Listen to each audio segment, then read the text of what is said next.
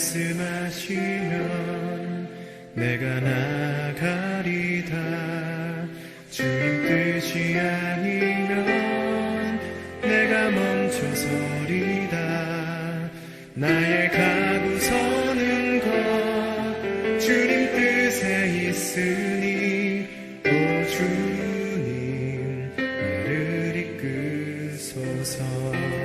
주님 말씀하시면 내가 나가리다. 주님 뜻이 아니면 내가 멈춰서리다. 나의 가고 서는 것 주님 뜻에 있으니 오 주님 나를 이끄소서. 뜻하신 그곳에 나 있기 원합니다. 이끄시는 대로 순종하며 살리니 연약한 내 영혼 통하여 일하소서. 주님 나라와 그 뜻을 위하여 뜻하신 그곳에 나 있기 원합니다. 이끄시는 대로 순종하며 살리니 연약한 내 영혼 통하여 일하소서. 주님 나라와 그 뜻을 위하여 오 주님 나를 이끄소서.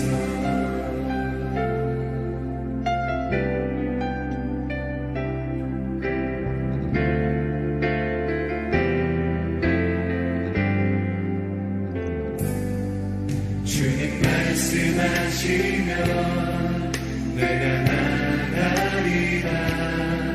주님 뜻이 아니면 내가 멈춰서리다. 나의 가고 서는 것 주님 뜻에 있으니 오 주님 나를 이끄소서. 뜻하신 그곳에 나 있기 원합니다. 이끄시는 대로 순종하며 살리니 연약한 내 영혼 통하여 일하소서. 주님 나라와 그 뜻을 위하여 뜻하신 그곳에 나 있기 원합니다.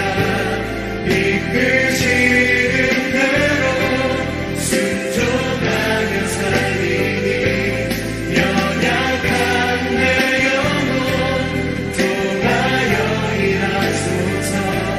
주님 나라와 그 뜻을 위하여 오 주님 나를 이끄소서. 오 주님 나를 이끄소서.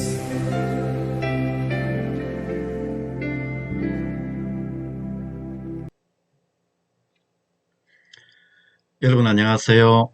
지금부터 행복한 큐티학교 4주차 강의를 시작하겠습니다. 기도하시겠습니다. 사랑과 은혜가 풍성하신 아버지 하나님 감사를 드립니다. 저희에게 이렇게 큐티학교 4주차로 함께 할 수 있도록 환경과 시간을 허락하심을 감사드립니다.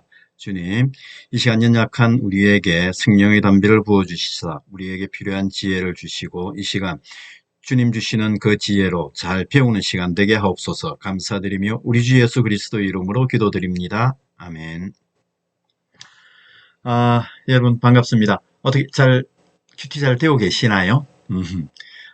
명절 앞두고 여러 가지로 마음이 좀 분주한 가운데 있으실 텐데도 이렇게 큐티 학교에 오셔서 4주차 강의를 함께 할 수 있음에 감사를 드립니다. 큐티 학교 관련돼 가지고 좀 많은 논의가 있었는데, 명절이라서 좀 쉴까 그랬는데요. 그 부분은 안 쉬기로 했습니다. 왜 그러냐면, 항상 이렇게 말씀드리지만, 우리가 육의 양식을 먹듯이 큐티는 영의 양식을 먹는 거잖아요. 그리고 이 훈련 과정이기 때문에, 이번 주 한 주 쉬는 것도 고려를 했지만 쉬지 않고 그냥 계속 큐티를 하자. 큐티는 어차피 해야 되는 거니까 하자라고 결정을 하고 4주차 강의를 이렇게 하게 되었습니다. 조금 여러분 힘드시겠지만 연휴 끼고 이러면은 사실 뭐 모든 게 힘들죠.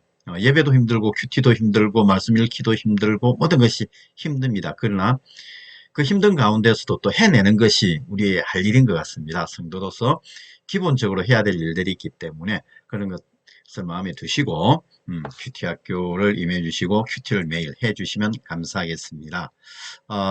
본론으로 이제 좀 들어가기 전에요. 좀 확인해야 될 내용들이 좀 있죠. 네, 먼저 과제 확인 한번 해보겠습니다. 여러분 일주일 동안 약속한 시간과 장소에서 큐티하기 잘 되셨나요? 잘 하셨죠? 잘 하셨으리라 믿습니다. 그리고 큐티 학교 교재 가지고 지금 큐티 하시는 거 어떻게 잘 되시나요? 예, 잘 이렇게 되시죠? 좀 내용이 이번에는 예언 쓰다 보니까 조금 어려운 부분도 있으셨겠지만 또 이것 또한 잘 하셨으리라 믿습니다. 그리고 뭐 서로 단톡방에서 확인하셨을 거고요. 이번에 새로 한번 해보신 설교 큐티 어떠시던가요? 아마 평소에 좀 하시던 분들은 조금 쉬우셨을 수도 있고 안 하셨던 분들은 뭐 하려고 그러니까 뭐 할 일이 많았을 수도 있습니다. 복잡하기도 하시고요. 그죠? 그런데 이렇게 참고 하시다 보면은 계속 어차피 훈련이기 때문에 참고 하시다 보면 잘 되실 겁니다. 너무 실망하시지 마시고요. 계속 하시기 바랍니다. 그리고 일주일 큐티, 일일 큐티 한 거하고 설교 큐티 제출하신 거, 교재 참고하셔서 이렇게 제출하신 거 제출해 주시기 바랍니다. 네. 어떻게 뭐, 그렇게 어려운 내용은 아니었으니까 여러분들께서 충분히 하셨으리라 믿습니다. 자, 그러면은 우리 한번 정리 한번 해보도록 하겠습니다. 큐티란 무엇인가? 큐티란 우리 계속 지금 말씀드리고 있죠. 큐티는 경건의 시간으로서 매일 개인적으로 하나님과 만나는데 성경을 통해서, 그죠? 성경을 통하여 하나님의 음성을 듣고 성경 말씀을 묵상하고 그 묵상한 말씀을 내 삶에 적용하고 기도하는 시간으로서 영의 양식을 먹는 생활이라고 했습니다.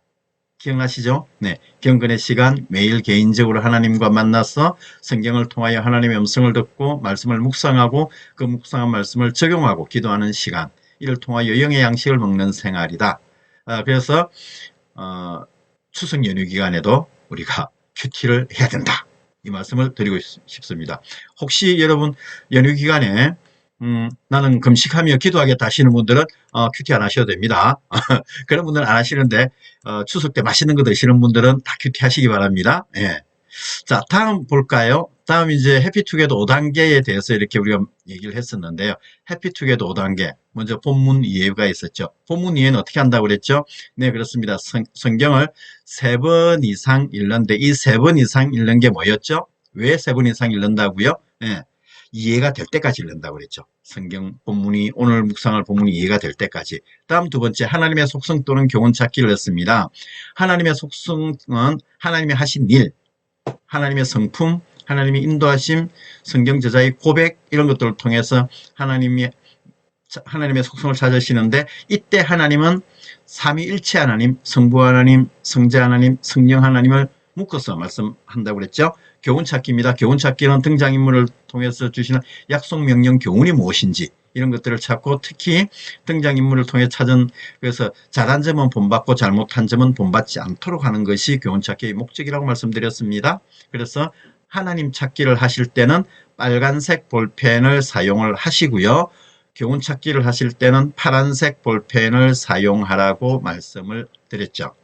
이거 어떻게 잘 떼고 계신 거죠? 조금 헷갈릴 수도 있지만 이렇게 하시다 보면은 파란색 볼펜, 빨간색 볼펜 사용하는 것이 손에 익습니다.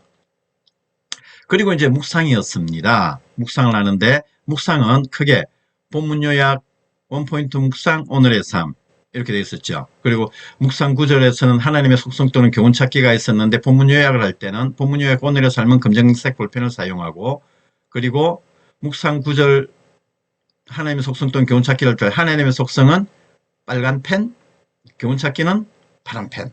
네, 그랬습니다.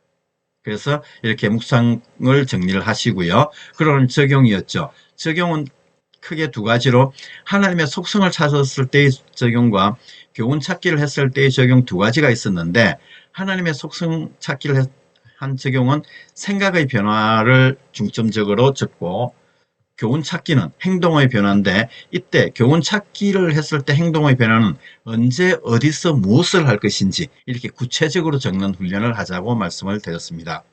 그리고 세 번째 기도입니다. 기도는 오늘의 말씀 적용을 위해서 기도하자라고 말씀을 드렸죠. 네. 그래서 오늘의 말씀을 가지고 내 삶에 어떻게 적용하느냐, 그리고 중보 기도를 하는 것으로 이렇게 정리를 해가자고 말씀을 드렸습니다. 이렇게 해서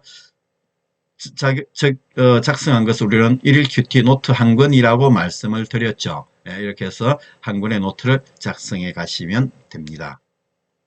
자, 큐티 생활을 위한 체크사항들이 있었죠. 뭐가 있었을까요? 예, 먼저 우리가 조용한 시간과 장소 정하기. 지금도 계속 이렇게 하고 계시죠.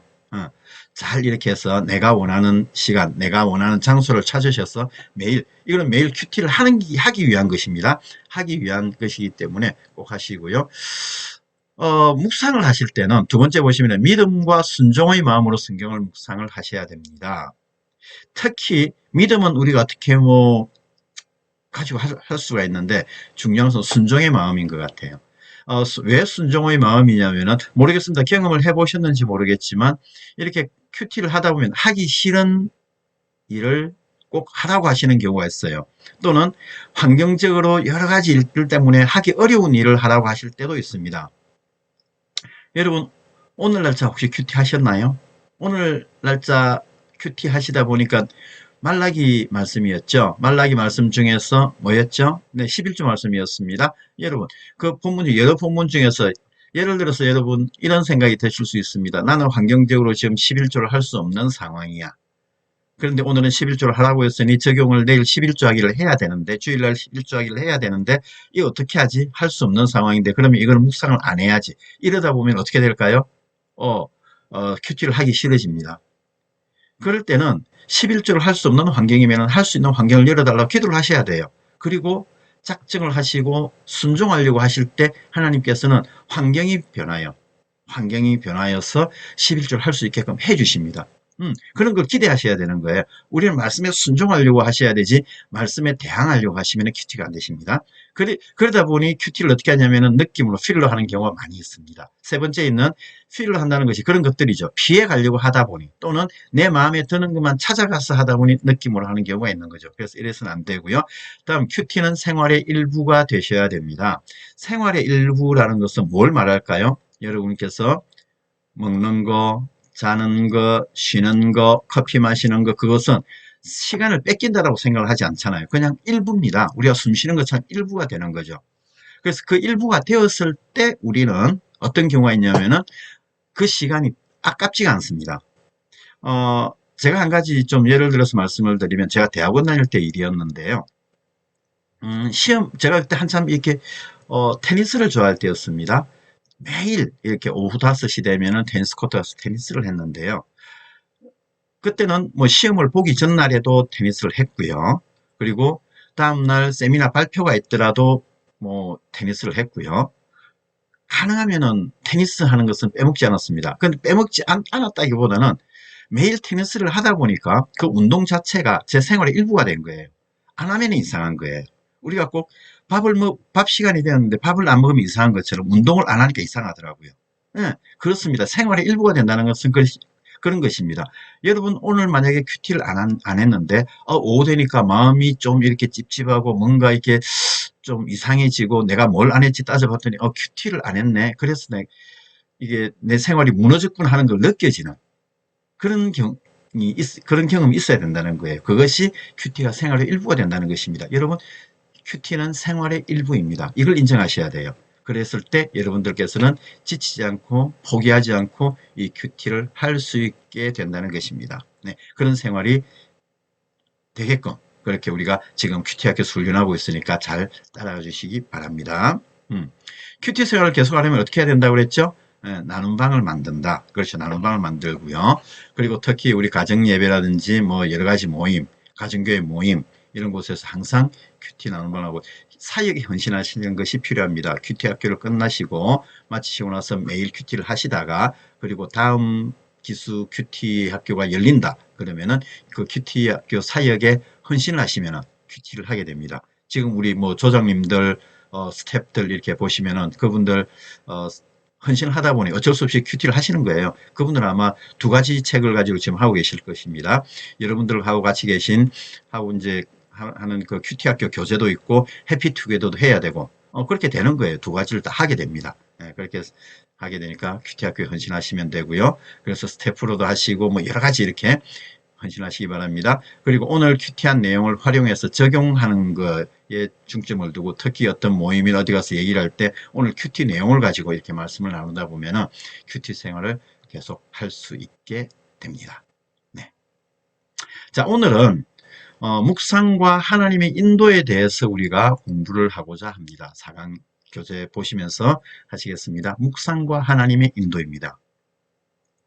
묵상이 뭐냐? 우리 지난주에 공부를 했었죠. 묵상은 큐티를 하는 데 있어서 성경을 명상하는 것이 아니라 묵상하는 것인데 명상은 마음을 비우는 것이고 묵상은 마음의 말씀으로 채운다라고 말씀드렸죠. 그래서 묵상의 엄밀한 의미는 뭐냐면은 소가 되새김질 하듯이 내 속에 가지고 있는 소는 되새김질을 어떻게 하죠? 먹이를 그냥 소화를 시키기 위해서 일단 위에 담아놓고 제일 위에 넣고 다시 이걸 끄집어내 가지고 씹고 또 씹고 씹어서 어떻게 되죠? 진액이 나올 때까지 씹어서 소화를 시키죠. 그렇게 하는 것이 묵상이라는 겁니다. 우리도 내 마음의 말씀을 암송한 말씀, 읽은 말씀을 가지고 있다가 이 말씀을 다시 끄집어내 가지고 되씹어서 진액이 나올 때까지 이렇게 되씹어서 소화시키는 것을 묵상하는 것이라고 생각하시면 되겠습니다. 그래서 명상은 그 대상이 자기 자신이 되는 반면에 묵상은 말씀을 가지고 하기 때문에 그 대상이 하나님이라고 말씀을 드렸습니다.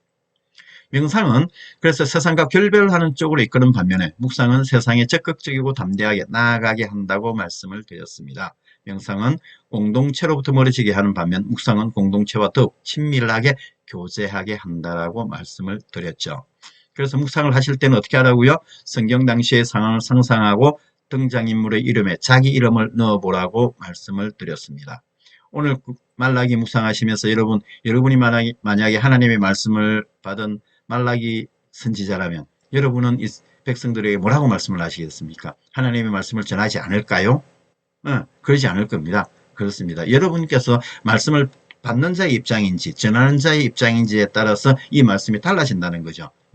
그래서 등장인물에 자기 이름을 넣어서 이렇게 묵상을 해보시면 많은 도움이 되십니다. 하나님의 인도를 받아야 하는 이유가 뭘까요? 자, 하나님의 인도를 받지 않으면 우리는 어떻게 할까요? 인간은 어차피 종교적인 동물입니다. 그렇죠? 뭘 믿든지 믿으려고 그래요. 그래서 하나님의 인도를 받지 않으면 우리의 신앙 자체가 주술적 신앙이 되기가 쉽습니다. 그러다 보니 아무에게 나가서 빌고 절하고 뭐 그렇게 되는 거죠. 그래서 마태복음 7장 23절에 보시면은 하나님의 뜻이 아니면 모두 뭐라고 그랬냐면은 뭐라고 그랬을까요? 한번 읽어볼까요? 그때 내가 그들에게 밝히 말하되 내가 너희를 도무지 알지 못하니 불법을 행하는 자들아 내게서 떠나가라 하리라. 아멘. 네. 하나님의 뜻이 아니면 모두 뭐가 될까요? 네, 그렇습니다. 불법입니다. 하나님의 뜻이 아니면 모두 불법인데 우리는 인정을 안 하려고 그러죠. 내 뜻이 앞서는 거죠. 그죠? 그래서 내 뜻이 앞서거나 하나님의 뜻을 따르지 않으면 주술적 신앙으로 변하고 결국은 이것이 뭐냐면 하나님께서 가장 싫어하시는 우상 숭배로 가기 쉽다는 것입니다. 다음, 많은 사람들이 하나님의 뜻에 순종하지 않고 사람의 뜻, 자기의 뜻대로 살고 있다는 것입니다. 그러다 보니 주술적 신앙이 되고 하나님 묵상을 못하게 되고 하나님 인도를 안 받으려고 그러는 거죠.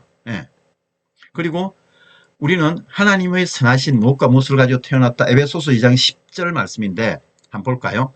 에베소서 2장 10절에는 우리는 그가 만드신 바라 그리스도 예수 안에서 선한 일을 위하여 지으심을 받은 자니 이 일은 하나님이 전에 예비하사 우리로 그 가운데서 행하게 하려 하심이니라. 아멘. 네. 우리는 하나님께서 만드신 바입니다. 그리고 그리스도 예수 안에서 선한 일을 위하여 지으심을 받았다고 그랬죠. 그래서 우리는 하나님의 선하신 목적과 계획을 가지고 태어난 것입니다. 그냥 이렇게 태어난 것이 아닙니다. 여러분, 우리가 이 세상에 하나님의 선하신 목적과 계획을 가지고 태어났다면 그 목적과 계획에 맞게끔 사는 것이 우리의 할 일일 것입니다. 그렇죠? 이 세상에 있는 것들 중에서 아무 의미 없이 만들어진 것은 없습니다. 그죠? 어떤 것들은 우리를 위해서, 사람의 편의를 위해서 만들어진 것들이 있는 반면 우리는 우리를 창조하신 하나님의 목적과 계획을 가지고 태어났다는 것을 우리는 기억하여야 합니다. 그러면 하나님의 인도는 무엇일까요? 하나님의 인도는 하나님의 절대적인 뜻을 이루기 위해서 의도적인 하나님의 메시지에 순종하는 과정입니다. 하나님의 인도는 순종하는 과정이다. 그죠? 하나님의 말씀에 순종하는 과정이다. 그렇게 이해를 하시면 될 것 같고요. 그래서 사람을 하나님의 형상대로 만들기 위하여 성경에 나타난 하나님의 뜻에 순종하는 삶. 결국 뭐냐면 하나님의 인도라는 것은 순종하는 것이라는 것을 우리는 인정하셔야 됩니다. 이게 잘 안 되죠. 그렇죠? 예. 잘 되면은 뭐 걱정할 필요가 없는데 이 잘 안 되기 때문에 어려운 거예요. 아무리 나에게 어려운 일이 있더라도 그 순종을 해야 되는데 어떤 경우에는 알면서 안 하는 경우도 있습니다. 여러분 알면서 안 하는 경우 경험하셨나요? 저는 우리 아이가 아프고 그랬을 때 하나님께서 저를 부르신다는 말씀을 주위에서 많이 하셨어요. 하나님께 돌아와야 된다. 하나님께 와야 된다. 하나님 믿어야 된다. 그랬을 때 저는 무슨 말이냐고 그랬어요. 그런데 결정적으로 나중에 제가 인정하게 된 것이 뭐냐면 나에게 일어났던 나의 주변에 일어났던 모든 일들이 우리 아이를 통해서 주었던 일, 딸을 통하여 주었던 일, 아내를 통하여 나에게 주었던 모든 일들이 결국 하나님께서 나를 부르시는 과정이었다는 것을 이해를 했습니다. 그걸 인정을 했습니다. 그 말씀에 순종하기 시작했습니다. 그랬더니 모든 것이 달라 보였습니다. 네, 마찬가지입니다. 우리는 하나님의 인도하심의 기초가 뭐냐면 순종이라는 것입니다. 하나님의 인도하시는 과정에 있어서 하나님은 뜻을 세우시고 일어났습니다. 그냥 하시지는 않습니다. 네, 조금 전에 말씀드렸듯이 제가 말씀드렸듯이 저를 부르시기 위하여 저를 부르시는 그 하나를 위하여 제 주위에 있는 모든 것, 환경과 사람을 활용을 하셨습니다. 그래서 하나님은 뜻을 세우시고 일을 하시고요. 그 뜻을 세우시는 데 있어서 하나님의 뜻에는 두 가지 뜻이 있다는 것입니다. 첫 번째는 뭐냐면 절대적, 주권적, 예정론적인 하나님의 뜻입니다. 인간의 구원 같은 이런 불가항력적인 하나님의 뜻을 절대적인 뜻이라고 얘기하고요. 미예정적인 하나님의 뜻이 있습니다. 제한적이고 일시적으로 나타나는 이런 하나님의 뜻, 소망적인 뜻입니다. 우리의 구원은 하나님께서 계획하신 것입니다. 하나님의 계획 안에 있는 것은 절대적인 뜻이죠. 그러나 제한적이고 일시적으로 내가 원해서 이렇게 또 나의 소망을 가지고 하는 것들이 있겠죠. 그런 것들은 소망적인 뜻이라는 것입니다. 하나님의 뜻을 아는데 필요한 전제 조건이 있습니다. 자, 시편 66편 18절에 보시면은 내가 나의 마음에 죄악을 품었더라면 주께서 듣지 아니하시리라. 아멘. 이렇게 말씀하셨습니다. 자, 먼저 우리는 하나님과의 관계를 점검해야 됩니다. 하나님과의 관계를 점검하는데 내가 나의 마음에 죄악을 품었더라면 주께서 듣지 아니하시리라. 결국 무슨 문제죠? 죄 문제입니다. 하나님과의 관계를 점검하는 데 있어서 죄 문제가 가장 중요합니다. 죄의 담이 나와 하나님 사이를 가로막고 있기 때문에 죄의 담으로 인하여 내가 하나님께로 갈 수가 없고 하나님께서 나를 찾아오셔야 되는데 찾아오실 수가 없다는 것이죠. 네, 그래서 죄의 문제 해결되어야 되고요. 매일 동행을 해야 되는데 시편 1편 1절로 3절 보시면은 복 있는 사람은 악인들의 꾀에 따르지 아니하며 죄인들의 길에 서지 아니하며 오만한 자들의 자리에 앉지 아니하고 오직 여호와의 율법을 즐거워하여 그의 율법을 주야로 묵상하는도다. 그는 시냇가에 심은 나무가 철을 따라 열매를 맺으며 그 잎사귀가 마르지 아니함 같으니 그가 하는 모든 일이 다 형통하리로다. 아멘. 그랬죠? 네. 시편 119편 105절 우리가 잘 아는 말씀입니다. 큐티학교 표 말씀이죠. 주의 말씀은 내 발의 등이요 내 길의 빛이니이다. 네, 뭐죠? 매일 하나님과 교제해야 된다는 겁니다. 매일 하나님과의 교제를 해야만 하나님께서 나에게 뭘 원하는지, 하나님의 뜻이 무엇인지 알 거 아니에요. 아니, 만나지 않았는데 어떻게 그 뜻을 알 수 있을까요? 우리는 그럽니다.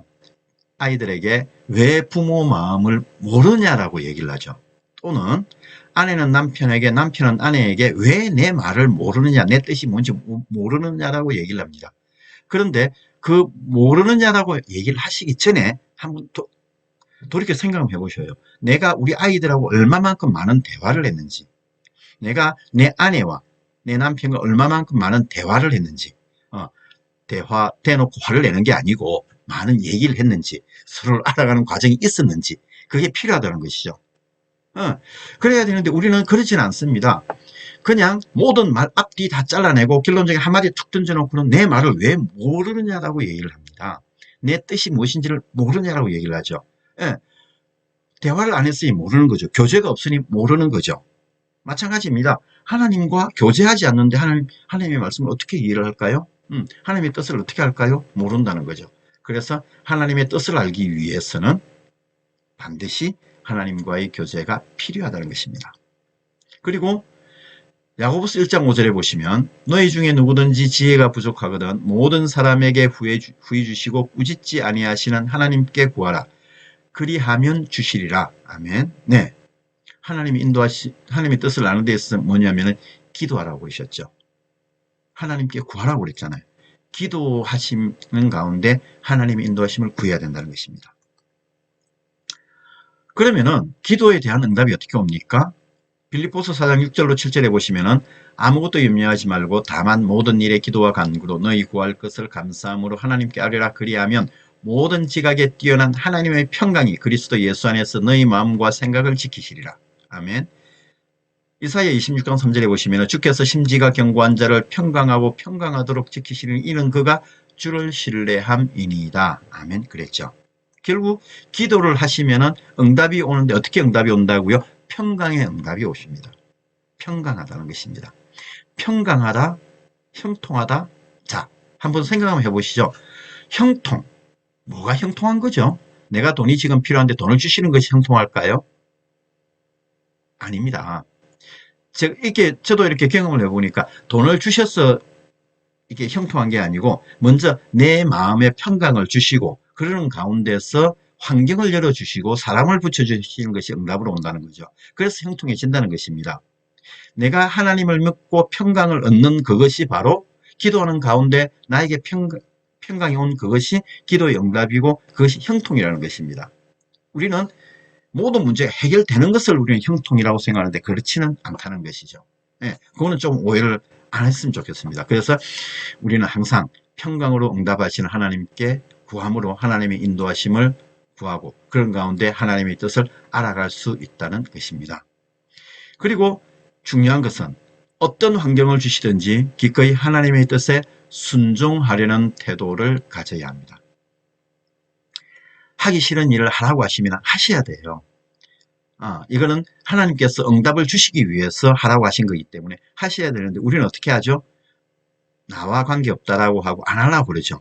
불순종하려고 하면서 우리는 평강을 구하고 형통을 구하고 기도 응답을 구합니다. 자, 순서를 잘 정합시다. 기도하시고 말씀을 주시는 가운데 순종함으로 내가 평강을 얻고 그것을 통하여 형통의 복이 임한다는 것입니다. 그렇게 해서 하나님의 뜻을 알아가야겠습니다. 그래서 대표적인 예가 보시면은 예수님의 겟세마네 기도입니다. 내 잔을 나에게서 옮기시옵소서 했지만 그것이 뭐였죠? 나는 예수님의 뜻은 그냥 이 잔이 나에게서 지나갔으면 좋겠는데 그런데 이것이 나의 뜻대로 마옵시고 누구의 뜻대로요? 아버지의 뜻대로. 하나님의 뜻대로 하시라는 겁니다. 이것이 순종하는 태도예요.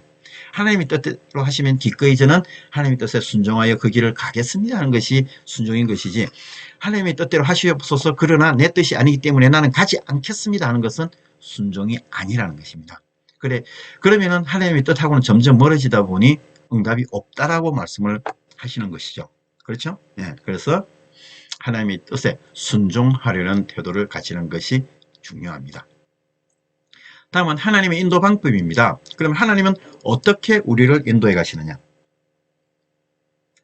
하나님의 인도 방법은 먼저 말씀이 나오네요. 네, 고린도전서 2장 9절로 10절 보시면 기록된 바 하나님이 자기를 사랑하는 자들을 위하여 예비하신 모든 것을 눈으로 보지 못하고 귀로 듣지 못하고 사람의 마음으로 생각하지 못하였다 함과 같으니라. 오직 하나님이 성령으로 이것을 우리에게 보이셨으니 성령은 모든 것 곧 하나님의 깊은 것까지도 통달하시느니라. 아멘. 요한복음 14장 26절에 보시면 보혜사 곧 아버지께서 내 이름으로 보내실 성령 그가 너희에게 모든 것을 가르치고 내가 너희에게 말한 모든 것을 생각나게 하리라. 아멘. 네. 그러면은 뭐죠? 네, 그렇습니다. 성령의 인도입니다. 성령의 인도함을 통하여 우리는 하나님의 인도를 경험할 수가 있습니다. 그런데 여러분 모르는 상황에 말씀을 이렇게 받았는데 이 말씀의 뜻이 모르겠다. 그럼 어떻게 해야 될까요? 네, 리더나 목사님께 질문을 하세요. 기도하는 중에 하나님께서 이런 말씀을 주셨는데 이걸 무슨 말씀일까요? 여쭤보셔야 돼요. 안 물어보고 그냥 혼자서 끙끙끙 앓고 있으면 답이 점점 안 옵니다. 그러니까 말씀을 주셨으면 이해를 하시고 그 말씀을 내가 묵상해서 이해가 잘 안 되면 물어보시고 찾아보시고 그래서 그 말씀의 뜻을 하나님의 뜻을 아는 것에 초점을 맞추시기 바랍니다. 그래서 성령의 인도하심은 마음과 내적인 어떤 평안을 가져다 줍니다. 평강의 복이 임한다고 그랬죠. 평강의 복이 임하고 평강의 복이 임하면 형통의 복이 임하게 된다는 것입니다. 그래서 성령의 인도하심을 보면은 먼저 성령의 영감으로서 창조적인 생각이 있습니다. 뭐 요셉의 꿈 해석 능력이 같은 경우죠. 예, 그래서 보시면은 바로가 그의 신하들에게 이르되 이와 같이 하나님의 영에 감동된 사람을 우리가 어찌 찾을 수 있으리요 하고 아멘. 그렇게 바로의 고백입니다. 이것은 바로가 이렇게 말을 했습니다. 예, 이방인의 왕이 이렇게 말한다는 게 어려운 거죠. 그럼에도 불구하고 요셉이 꿈 해석하는 것을 보고 이렇게 하나님의 영에 감동된 사람을 우리가 어찌 찾을 수 있으리요. 이런 식으로 고백을 하고 있습니다. 다음은 성경 저자들의 성경 기록 능력입니다. 성경 기록 어떻게 되었죠? 예, 디모데후서 3장 16절에 보시면 모든 성경은 하나님의 감동으로 된 것으로 교훈과 책망과 바르게 함과 의로 교육하기에 유익하니 하면 성경 저자가 한 명이 아니죠. 그리고 1, 2년에 쓰여진 것이 아니죠. 1500년에 걸쳐서 많은 저자들에 의해서 쓰여졌는데 일맥상통한 하나의 흐름을 가지고 있습니다. 구약은 오실 예수님에 대해서, 신약은 오신 예수님에 대해서, 그리고 계시록은 다시 오실 예수님에 대해서 오로지 메시아 사상이 처음부터 끝까지 창세기로부터 요한계시록에 이르기까지 모든 것이 일맥상통한 하나의 흐름을 가지고 있다는 것입니다. 이것이 한 사람이 또는 어떤 다른 내용을 가지고 썼다면 이렇게 쓸 수 없는, 기록될 수 없는 내용이 이렇게 기록되어져 있다는 것이죠. 이것이 바로 성령의 역사심이라는 것입니다. 그리고 하나님의 지혜로 일하게 하심으로 이사야 11장 2절에 보시면 그의 위에 여호와의 영 곧 지혜와 총명의 영이요 모략과 재능의 영이요 지식과 여호와를 경외하는 영이 강림하시리니 아멘. 하나님의 지혜로, 그렇죠? 하나님의 영은 지혜와 총명의 영, 모략과 재능의 영, 지식과 여호와를 경외하는 영이라고 말씀하셨습니다.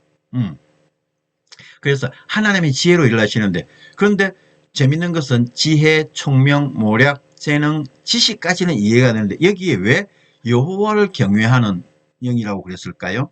하나님의 영, 여호와를 경외하는 영이 여기 왜 들어갔을까요? 네, 그렇습니다. 여호와를 경외하는 것은 지혜의 근본이기 때문에 그렇습니다.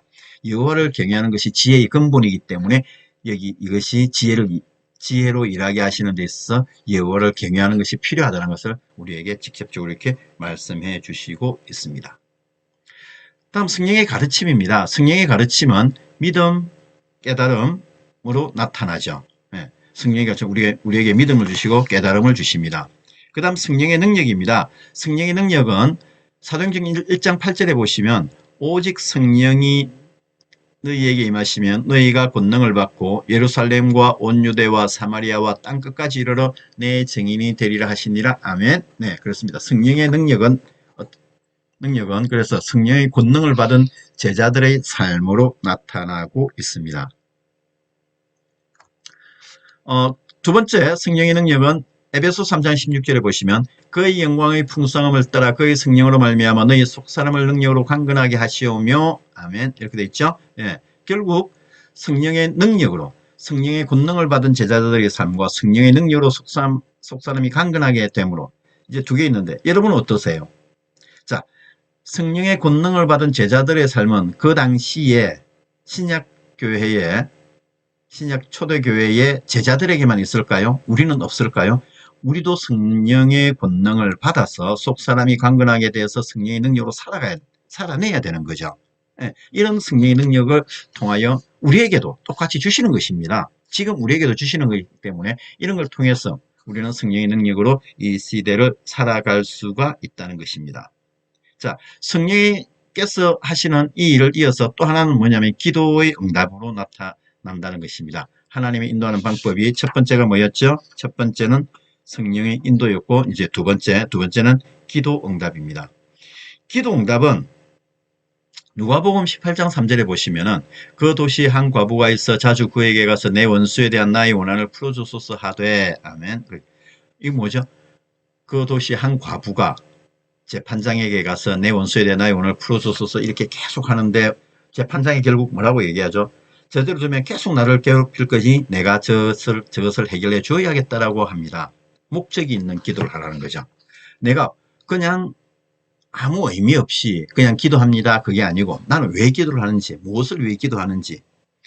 그래서 주님께서 우리에게 말씀하셨습니다. 먼저 그의 나라와 그의 의를 구하라고 말씀하셨잖아요. 그의 나라와 그의 의를 구하라. 그러면 이 모든 것을 더해 주시리라. 맞습니다.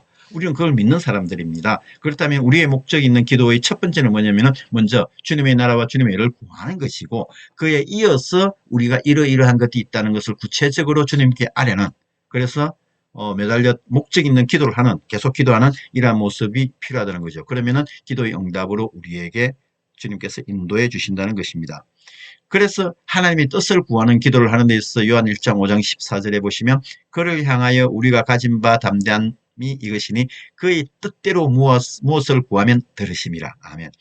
주님의 뜻대로 무엇을 구하면 들으신다고 그러십니다. 그래서 하나님의 뜻이 무엇인지 나에게 어떤 일이 벌어졌습니다. 좋은 일이든 나쁜 일이든 고민할 일이든 어떤 일이 벌어졌으면 먼저 기도해야 될 것은 나에게 나쁜 일이 생겼을 때 그 나쁜 일을 행한 그놈을 욕을 할 것이 아니라 그 상대방을 욕을 할 것이 아니라 누구를 욕할 것이 아니라 나에게 그 일이 벌어지면 첫 번째 해야 될 일은 뭐냐면 주님 나에게 왜 이 일을 허락하셨습니까? 라고 묻는 것이 첫 번째 할 일이라는 것입니다.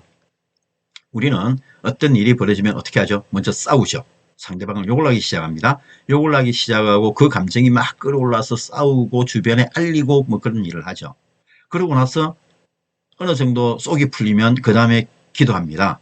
주님 저놈을 죽여주시옵소서 그렇게 기도하는 그죠? 한 바꿔서 생각을 해봅시다.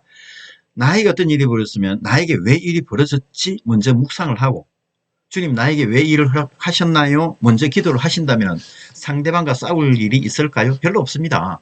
상대방 욕하고 다닐 일이 있을까요? 별로 없습니다. 나에게 악감정이 없으십니다. 예. 그러면은 내 마음이 먼저 평안을 얻게 됩니다. 왜? 하나님의 뜻이 이 일을 통해서 하나님의 뜻이 무엇인지를 알았기 때문에 하나님께서 원하시는 것이 무엇인지를 알았기 때문에 그 다음이 편하다는 것이죠.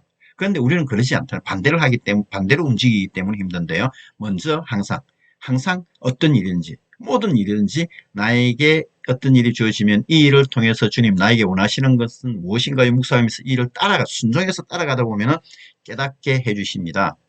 사실 저에게 이번에 우리 양육부장님께서 이렇게 영상으로 이렇게 강의를 만들자라고 제안을 하셨을 때 사실 처음에는 좀 힘들었습니다. 촬영을 어떻게 해야 되나부터 시작해서 뭘 해야 되지 이제 힘들었는데 제가 이렇게 강의를 위해서 프로그램도 찾아보고 이제 이렇게 촬영을 이렇게 하잖아요. 하고 나니 이런 일이 생기는 겁니다. 이걸 사용할 일이 혼자서 이렇게 강의해야 될 일들이 생기는 거예요. 어디 외부 강의를 갔는데 외부 강의도 마찬가지로 혼자서 모니터 보면서 이렇게 강의를 하는 일들이 생기더라는 거죠. 제가 그 전에 미리 이렇게 큐티학교를 통해서 이렇게 경험을 했기 때문에 어디 가서 일을 하면 편하게 지금은 일을 하고 있습니다. 네. 하기 싫어서 안 했으면은 저 못하니까 다음에 합시다라고 그냥 떨쳐버렸다면은 다른 데 가서 일을 할 때도 불편했겠죠. 그런데 해봤기 때문에 너무나 편안하게 이 일을 해갈 수 있다는 겁니다. 그래서 하나님께서 나에게 어떤 일을 주셨을 때는, 허락하셨을 때는 그것이 나에게 필요하기 때문에 앞으로 이렇게 사용할 거기 때문에 그 일을 준비시키신 거라고 생각하시면 모든 것은 편하세요. 그래서 여러분 어떤 교회에서 사역이 주어졌을 때 그렇게 생각하시면 됩니다. 아, 하나님께서 이 일을 통해서 나에게 뭔가 시키실 일이 있구나. 뭔가 원하시는 일이 있구나. 이걸 준비시키는 과정이구나. 그렇게 생각하시면 편하세요. 그래서 그 일을 하다 보면 틀림없이 그 다음에 그 일과 같은 유사한 일을 하게 된다는 것입니다. 그리고 그 일을 할 때는 헤매지 않고 능수능란하게 그 일을 하게 됩니다.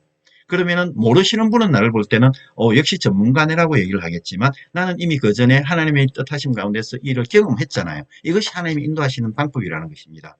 여러분 그래서 교회에서 어디에서 사역이 주어졌을 때 물리치지 마시고 하세요.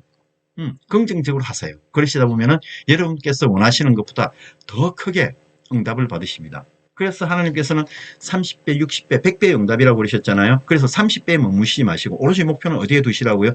100배의 응답에 목표를 두시고 순종하는 가운데서 이렇게 신앙생활을 하시다 보면은 틀림없이 그런 응답을 받으실 수가 있다는 것입니다. 기도를 하실 때 청원하는 기도와 하나님의 뜻을 구하는 기도가 균형 있게 나가야 됩니다. 하나님의 뜻을 먼저 구하셔야죠. 그렇다고 하나님의 뜻만 구하고 내가 뭐 좀 구해야 될 일인데 청원하는 기도니까 이건 너무 세속적이야. 영적이지 뭐 안 해. 그래서 나는 이런 기도 안 해. 그렇게 하셔서는 안 된다는 거죠. 먼저 반드시 하나님의 뜻을 구하는 기도는 하시는데 나에게 주어진 환경, 이 어려움을 이길 수 있는 방법 이런 걸 찾는 청원하는 기도도 하셔야 됩니다. 그렇다고 또 너무 또 청원하는 기도만 하셔서는 안 되죠. 그래서 청원하는 기도와 하나님의 뜻을 구하는 기도가 균형 있게 이렇게 나아가야 된다는 것입니다. 기도를 하실 때는 이렇게 청원하는 기도, 하나님의 뜻을 구하는 기도 균형 있게 했을 때 주님께서는 응답을 주십니다. 자, 하나님의 인도하심 이제 두 번째 기도 응답에 대해서 말씀드렸는데 목적이 있는 기도를 하셔야 되고 하나님의 뜻을 구하는 기도를 하셔야 되고 그리고 청원하는 기도와 하나님의 뜻을 구하는 이 두 가지 기도가 어떻게 해요? 균형이 있어야 된다. 한쪽으로 너무 쏠려서는 안 된다. 그 말씀을 드렸고요. 다음 세 번째 하나님의 인도 방법이 뭐냐면 말씀의 인도입니다. 말씀의 인도를 받아야 되는데 말씀의 인도 어떻게 받을까요? 말씀의 인도는 결국 뭐냐면은 지속적으로 말씀의 묵상을 하셔야 됩니다. 말씀의 묵상을 하셔야 되는데 하시나요? 어떻게 할까요? 예, 그렇죠. 첫 번째는 뭐냐면은 말씀을 읽으셔야 됩니다. 먼저 말씀을 통독을 하시고요. 통독을 하시고 두 번째 그 말씀을 묵상하셔야 됩니다. 큐티하셔야 되는 거죠. 자, 앞에서 전에 처음 우리 큐티학교 시작하면서 말씀드렸습니다. 성경을 통독하는 것은 숲을 보는 것이고 큐티하는 것은 숲 안에 나무와 풀과 나뭇잎 그리고 낙엽 벌레 하나하나를 살펴보는 것을 우리는 큐티라고 말씀드렸잖아요. 그래서 지속적인 말씀을 읽고 묵상하는 가운데 말씀의 인도를 받게 된다는 것입니다. 말씀을 읽다 보면 그날 나에게 주시는 말씀이 있어요. 그 말씀을 가지고 묵상하시면 됩니다. 다음 약속의 말씀이 있죠. 첫 번째 우리 약속의 말씀은 언제 뽑죠? 그렇습니다. 송구 영신 예배 때 올해 주시는 나에게 주신 약속의 말씀을 뽑습니다. 그런데 여러분 한번 돌이켜 보시면 지금 한번 생각을 해보셔요. 올해 뽑은 약속의 말씀을 가지고 지금 묵상하고 계시나요? 1월 달에는 묵상을 하셨는데 지금은 안 하시나요? 자, 매년 약속의 말씀을 뽑으시고 나에게 주신 이 약속의 말씀을 믿고 기도를 하세요. 그리고 매일 기도를 하시면서 묵상을 틈틈이 하세요. 그러시고 나서 연말에 가서 보시면은 하나님께서 그 말씀대로 나를 인도하셨구나라고 고백하게 될 것입니다. 근데 약속의 말씀을 묵상을 안 하시면은 결과가 없어요. 우리가 기도를 했는데 기도 응답으로 하나님께서 말씀을 주십니다. 기도 응답으로 말씀을 주셨는데 그 말씀을 가지고 묵상을 안 하잖아요. 나는 기도 응답을 가지고 말씀을 받았어. 받은 걸로 나는 받았으니까 이제 안 해도 돼. 끝내버리면은 응답이 없습니다. 그 받은 말씀을 가지고 그 받은 약속의 말씀을 가지고 또 기도를 하는 거예요. 주님 이 말씀을 주셨으니 이 말씀대로 성취하여 주시옵소서로 기도를 해야만 하나님의 인도하심을 경험할 수 있습니다. 그런데 우리는 말씀만 받아요. 말씀만 받고 그냥 말씀 받았으니 좋은 말씀 받았구나 끝 그래 버리면 의미가 없다는 거죠. 다음에는 말씀을 안 주신다는 것입니다. 예. 그러니까 약속의 말씀을 받았으면 그 약속의 말씀을 가지고 기도하시고 그 약속의 말씀대로 성취될 하나님을 바라보며 기다리시는. 그래서 나중에 돌아봤더니 역시 하나님께서 그 말씀을 주시고 이렇게 인도하셨구나라고 고백하고 감사하는 삶을 살 때 하나님께서는 우리를 더 좋은 길로 인도해 가실 것입니다. 그리고 하나님의 명령이 있습니다. 하나님의 명령은 여러 가지 방법으로 올 텐데요. 명령이 주어졌을 때 말씀을 인도해 가시는데 명령을 주시고 그 명령대로 살아갈 때 하나님께서는 인도해 가시는 것이, 명령을 주신 하나님께 순종하지 않으면 어떻게 될까요? 결국은 의미가 없는 거예요. 그냥 지나가는 말이 됩니다. 말씀으로 내 안에, 레마의 말씀으로 내 안에 나에게 주신 말씀으로 딱 들어왔을 때 그것이 하나님이 인도가 되고 응답이 되는 것입니다. 그런데 말씀으로 인도받을 때 주의할 점이 하나 있습니다. 첫 번째는 뭐냐면 환경의 지배를 받지 않아야 됩니다. 어떤 말씀을 주셨는데 내 환경을 봤더니 나에게 도저히 어울리지 않는 말씀이에요. 지금하고는 전혀 맞지 않는 말씀을 주신 거예요. 그러면 어떻게 될까요? 아니, 나하고는 전혀 안 맞는 말씀을 왜 나에게 주시지? 그리고 내 환경만 보고 있으면 응답이 없습니다. 이때는 그 말씀을 주셨기 때문에 내 환경을 그렇게 변화시켜 가시겠구나, 만들어 가시겠구나 믿으셔야 돼요. 그러니까 하나님께서는 절대 안 될 일을 가지고, 못할 일을 가지고 주시지는 않으세요. 내가 감당할 수 있는 일을 주세요. 시험도 그렇고 모든 것도 그렇고 내가 감당할 수 있을 만큼 허락하시거든요. 그 얘기는 뭐냐면 나에게 말씀으로 주셨다면 내 환경 때문에 지금 안 된다라고 고민하실 필요 없이 이제 되겠구나 하고 확신을 가지시고 환경을 바라보지 않고 나의 확신을 가지고 말씀만 가지고 나아가시면 열린다는 것입니다. 그리고 지금 내가 어떤 걱정, 근심, 염려거리를 가지고 기도를 하고 있는데 말씀을 주셨어요. 그러면은 말씀 주셨음에도 불구하고 계속 이 걱정, 근심, 염려거리를 가지고 있으면은 이 말씀이 효과가 없다는 겁니다. 그래서 말씀을 받으시는 순간에 걱정, 근심, 염려를 모두 떨쳐버리세요. 왜? 내가 떨쳐버린다는 건 뭐냐면은 없는 것으로 여기는 것이 아니고 이걸 누구에게? 하나님께 맡긴 겁니다. 예, 하나님께서 이거 하실 거니까 하나님께서 이걸 가져가시고 나에게 이 말씀을 주셨구나라고 생각을 하시면 그러면 돼요. 그런데 우리는 걱정, 근심, 염려는 나에게 그대로 두고는 계속 끝까지 뭘 하냐면은 걱정, 근심, 염려를 하고 있다는 것입니다. 그러다 보니 걱정, 근심, 염려가 나를 떠나지 않고 말씀을 바라보지도 못하고, 그러니까 세 번째 보시면 믿음을 크게 결과를 바라봐야 되는데 믿음이 점점 줄어드는 거죠. 믿음하고 걱정, 근심, 염려하고 크기를 봤더니 걱정, 근심, 염려가 믿음을 덮어버린 겁니다. 그러다 보니 결과를 볼 수가 없는 거죠. 그래서 걱정, 근심, 염려는 버리시고 믿음을 크게 함으로 인해서 그 결과를 보고 하나님의 인도하심을 경험하는 우리가 되어야 되겠습니다. 그 다음 네 번째로 환경의 인도입니다. 환경의 인도. 환경은 크게 네 가지 경우로 이렇게 인도해 가시는데 하나님의 때, 하나님의 시간입니다. 자, 환경에 구애받지 않고 우리가 하나님의 인도를 받아야 되는데 앞에서 우리가 보실 때 환경이 어떻게 변하느냐 안 변하느냐, 근데 변하는 시점은 언제예요? 나의 때하고는 관계없다는 것입니다. 나의 시간하고는 관계가 없습니다. 오롯이 모든 것은 하나님의 시간이라는 것입니다. 하나님의 때에 하나님께서 원하는 방식으로 하나님께서는 인도해 가실 것입니다. 뭐가 변할 때까지, 내가 하나님께서 원하시는 모습으로 변할 때까지 하나님은 기다리세요. 그렇게 인도해 가십니다.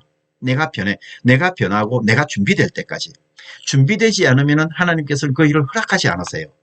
내가 감당하지 못할 일을 막 주시면서 하라고는 하시지 않으세요. 감당할 수 있는 일만 주시고, 그리고 그 일을 할 수 있게끔 준비가 되실 때까지 기다리시고, 준비를 하라고 메시지도 주시고, 그렇게 기다리셨다가 준비가 되시면 하나님께서는 하나님의 때에, 하나님의 시간에 그 일을 해결해 가신다는 것입니다. 또 한 가지가 뭐가 있냐면은 가정 문제입니다. 환경을 변화시키는데 하나님의 시간도 있지만 가정의 문제를, 여러 가지 문제를 통해서 인도해 가실 때도 있습니다. 하나님께서 저를 부르실 때는 우리 가정을 적극적으로 활용하셨어요. 그걸 통해서 저를 하나님의 자녀를 이렇게 불러주셨거든요. 아들을 불러주셨거든요. 그래서 믿음 생활을 할 수 있게끔 환경을 열어주셨습니다. 저희 아집이 너무 이렇게 세가지고 믿을 상황이 아니었는데 가정을 활용하신 거죠. 하나님께서는. 교회의 문제를 통해서도 나로 하여금 깨닫게 하십니다.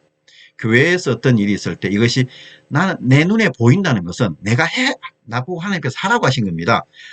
길을 이렇게 교회 복도를 지나가다가 못이 하나 튀어나온 게 내 눈에 들어왔다. 그것은 그 못을 없애야 된다고 생각하시면 하나님께서 그걸 나에게 보여주신 거예요. 여러분 그런 경험 하실 것입니다. 많은 사람들이 지나다니는데 똑같이 교회를 이렇게 걸어 다니고 교회를 출입을 하는 데 있어서 다른 사람에게는 보이지 않는 것이 내 눈에는 보이는 경우가 있습니다. 그럼 어떻게 해야 될까요? 그것이 바로 하나님의 인도하심입니다. 하나님께서 저 일을 하라고 나에게 그걸 보여주셨구나. 그렇게 하시면 해결이 돼요. 물론 직장 문제도 역시 마찬가지예요. 어떤 이런 여러 가지 이런 문제들이 생겼을 때 하나님께서 이걸 통해서 하나님은 나에게 뭐냐면 하나님이 원하는 사람이 되어라. 하나님의 뜻에 순종하는 하나님의 뜻 인도하심을 따라가는 그런 삶을 살아라라고 말씀을 하세요. 그런데 우리는 나에게 어떤 문제가 생기면 당장 뭐부터 보죠? 나를 봅니다. 직장을 이렇게 옮기거나 할 경우도 내가 원하는 직장으로 가는 경우가 있고 기도해서 응답을 받아서 가는 직장이 있습니다. 그리고 하나님께서 보내주신 직장에서 잘 사는 경우도 있고 못 사는 경우, 직장에 적응을 못하고 다시 옮겨야 되는 경우도 있어요. 제가 그 경험을 한 경우인데요. 제가 사업을 하다가 망해서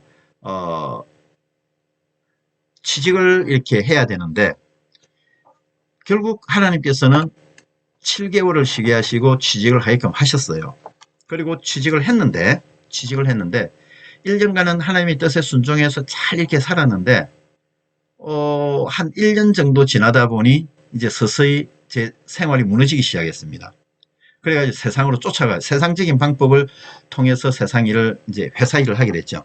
그러다 보니 하나님께서는 여기에 그대로 두면 망가질 것 같으니까 저를 회사에서 이렇게 나오게 하셨어요. 그래서 회사에서 나왔죠.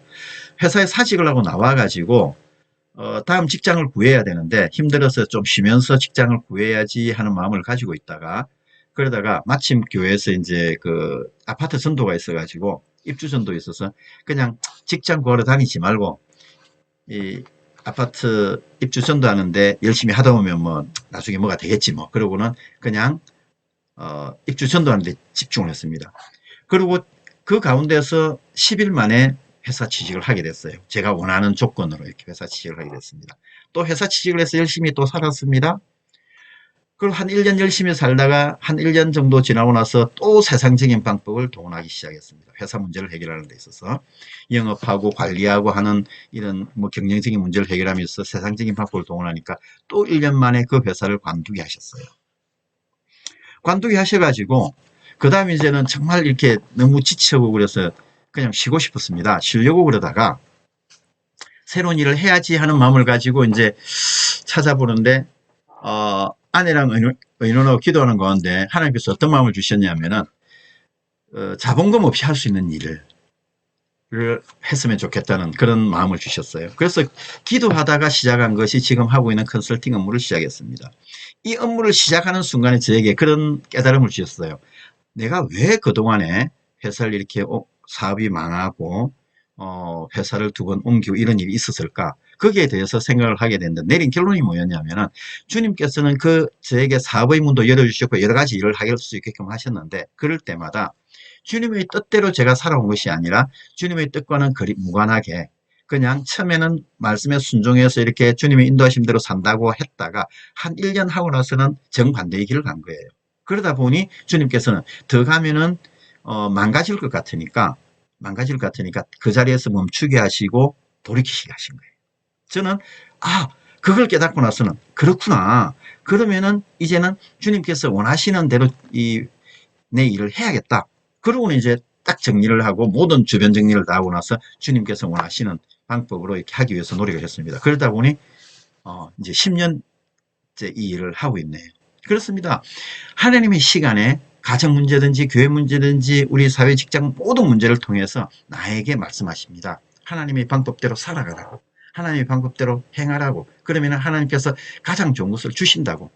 그렇게 해서 복을, 형통의 복을 받는, 그런 걸 원하시는 거예요. 하나님께서 우리에게. 우리는 그런데 나만 바라보고 하다 보면은 환경의 문제에 얽매여서 절대 돌아볼 수 없는 하나님의 뜻하고는 무관하게 살아가기가 쉽다는 것입니다. 여러분, 그런 실수를 해서는 안 됩니다. 그래서 하나님의 뜻은 하나님의 인도하심 가운데서 환경의 인도가 아주 중요합니다.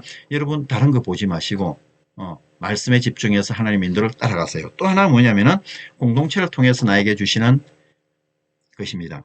하나님께서 인도하실 때 공동체를 통해서 뭐냐면은 공동체의 의견을 듣게 하고 공동체의 하나됨을 지키게 하십니다. 잠언 18장 1절에 보시면 무리에게서 스스로 갈라지는 자는 자기의 소욕을 따르는 자라 온갖 참 지혜를 배척하느니라. 아멘. 그렇습니다. 공동체의 하나됨을 지키기 위해서 나를 주장해서는 안 되죠. 무리에게 스스로 갈라지는 모습으로 서서는 안 된다는 것입니다. 항상 내가 해야 될 일은 무리 안에서 같이 이렇게 있어야 된다는 것입니다. 공동체로부터 벗어나는 삶이 아니라 공동체와 하나되는 삶을 이렇게 살아야 된다는 것이죠. 자, 지금까지 우리는 하나님의 인도 방법에 대해서 우리는 5가지를 살펴보았습니다. 먼저 성령의 인도, 기도 응답, 말씀의 인도, 환경의 인도, 공동체를 통해서. 이 5가지 중에 어느 한 가지로 역사하시는 것이 아니라 다양한 방법으로 우리를 인도해 가십니다.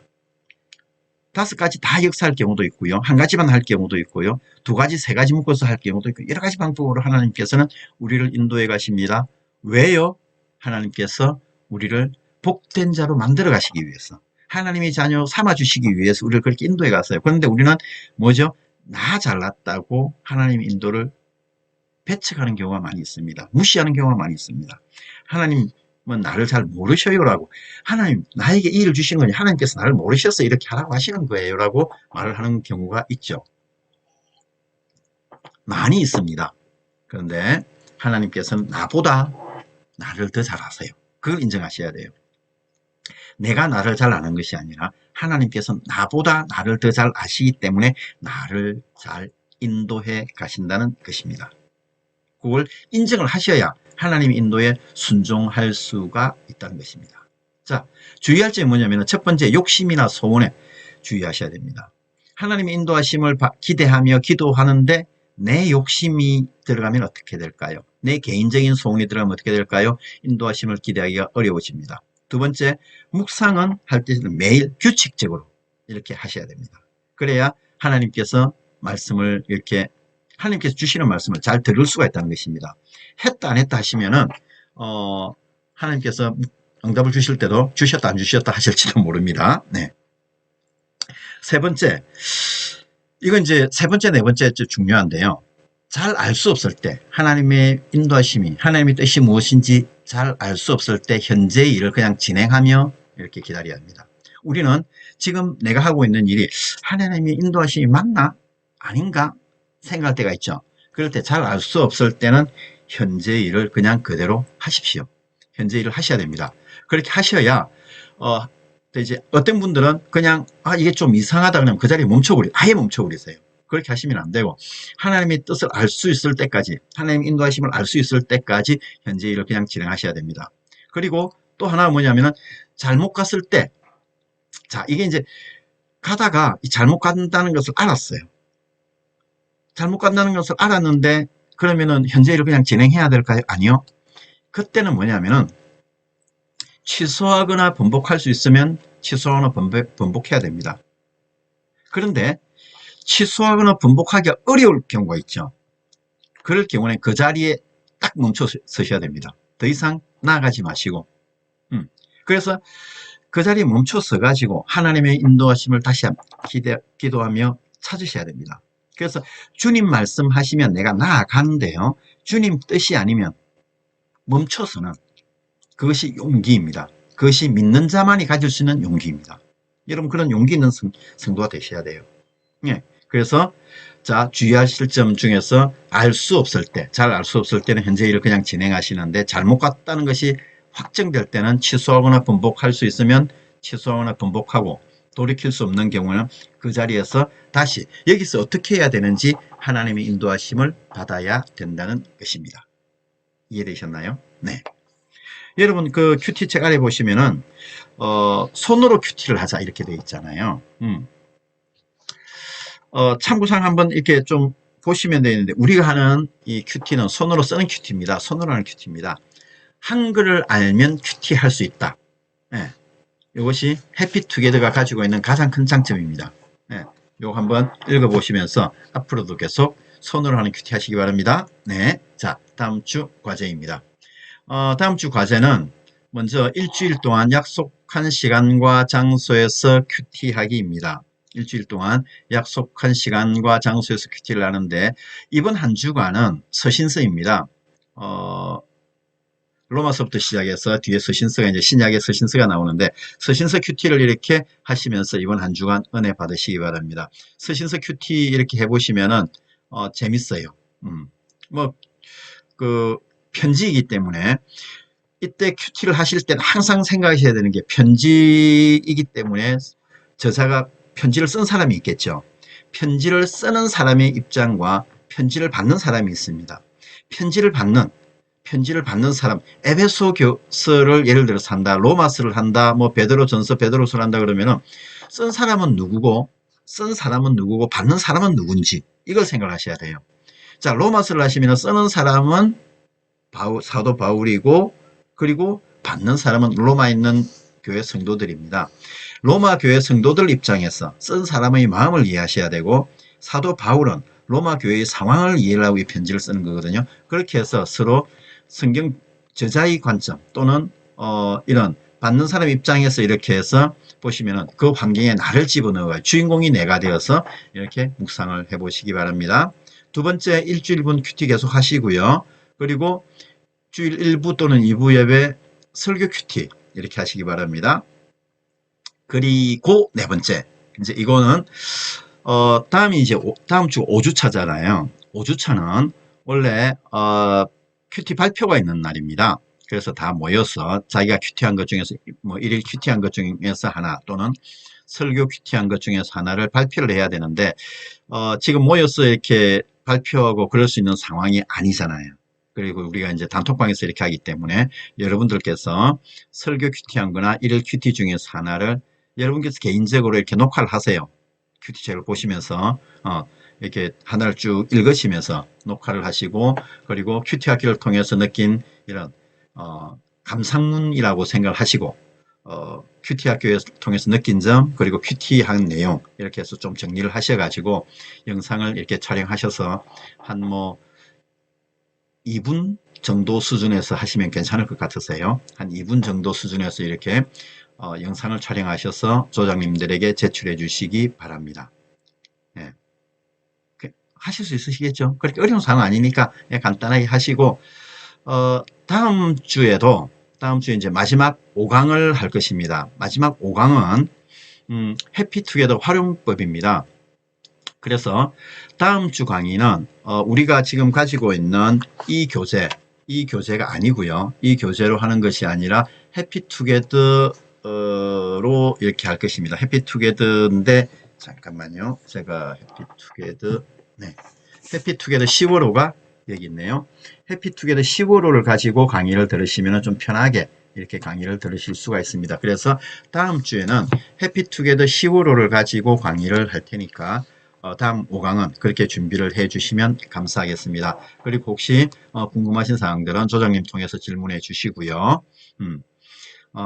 이번 한 주간은 이렇게 추석 명절이 있는 주간이네요. 혹시 고향 가시는 분들 잘 다녀오시고 고향 못 가시는 분들은 맛있는 거 많이 드시고 육체적인 양식을 먹으시면서 영적인 양식 먹는 일에 게을리하시지 마시고 이렇게 한 주간 승리하시기 바랍니다. 수고하셨습니다. 오늘 강의 이것으로 마치겠습니다. 안녕히 계십시오.